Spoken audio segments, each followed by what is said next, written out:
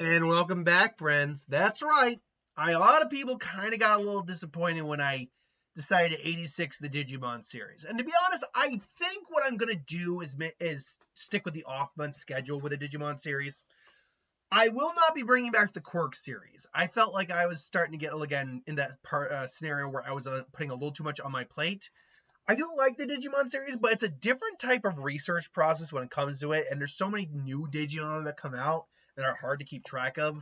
It's very difficult to find like special fits. But for the time being, I will return to the Digimon series. And since I'm starting from scratch, I decided to start with the one that I had under my own list. So let's look at Peter Parker's Spider-Man. Honestly, I was trying to find something that wasn't spider related, because remember, we're not looking for something that necessarily represents a power they have or a part of their personality, part of their aesthetic, their appearance, whatever. We are looking for something that more like fits with who they are as a person. Now that doesn't mean things that deal with, say, like their heritage. Like with Ichigo, I had a mon on the team that looked like a good allegory for a Quincy and one for a Shinigami, at least in my opinion. Or things that represent, kind of the struggles of who these characters are. So with Spider-Man, I wasn't going to just go like, was it Darugamon and Arukenimon? I wasn't just going to do that. But I wanted a mon that could maybe work kind of towards the superhero idea. And so ultimately what I landed on was Gammamon as his rookie starter, if you will. Now, why Gammamon? Well, it's more because of Gammamon's champions and ultimate forms. And obviously, let's just get it out of the way right now. Gammamon will end up being Seriousmon in the end. But there is a story arc here, so let's just focus on that real quick. Gammamon's Digivolutions, now if I remember, it's like, what, Ghost something or other is the name of the series these guys are from.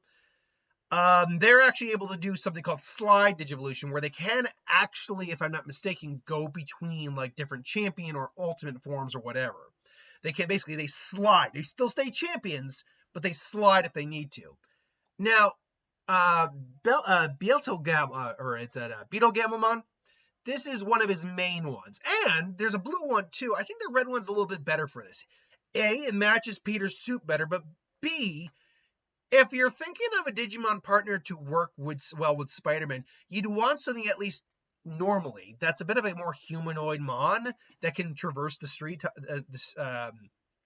the sky tops with him, like the skyscrapers, the buildings, all that with him, and help him fight crime.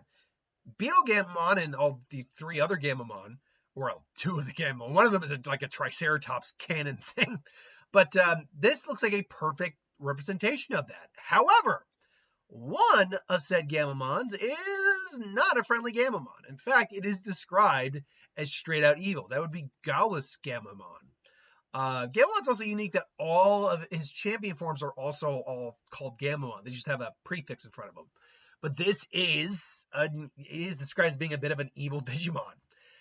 And obviously, its black suit works well with Peter, who's had to deal with issues with his black suit before as well.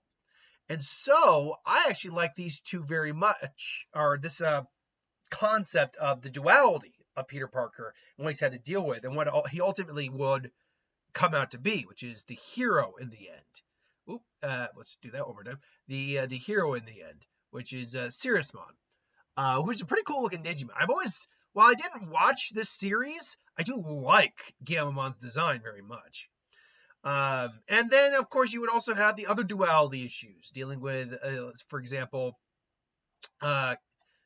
Kenoweismon, which is, it's definitely more Gammamon color than, say, Beetle Gammamon is. It would have worked better if, say, it was blue and red, but still, I like the white and red very much. White and red's a good color scheme when you know how to do it right. But it, too, has an evil form, which would be Regulus Gammamon, I believe it's just Regulusmon. And unfortunately, it's the only one where I don't have a really good image for it. This is like, I don't have a image with a cutout background. But that, I mean, it's again described as an evil Digimon, and even described as being not as strong as Megadramon, but a Digimon in that same league of power and threat. It is considered a major threat of a Digimon. And Peter, when he's going all out with the black suit, is a major threat of an individual. Peter, the most dangerous thing about Peter isn't the superhuman abilities. It's the intelligence and the mind that backs that up. Because there's been plenty of comics where he has one-upped a lot of heroes without needing to, or without trying. Now, granted, that's comic writing. Like, there's been moments where he's beaten Iron Man. Look, I'm not saying would be impossible for him to do it, but realistically, like, Iron Man should be able to waste Peter in a real fight. Now, granted, maybe they were both holding back, but yeah, there's no real. I don't. What's how powerful even like the base Tony Stark suits are now. I don't realistically see him beating Tony in a fight, but that's neither here nor there.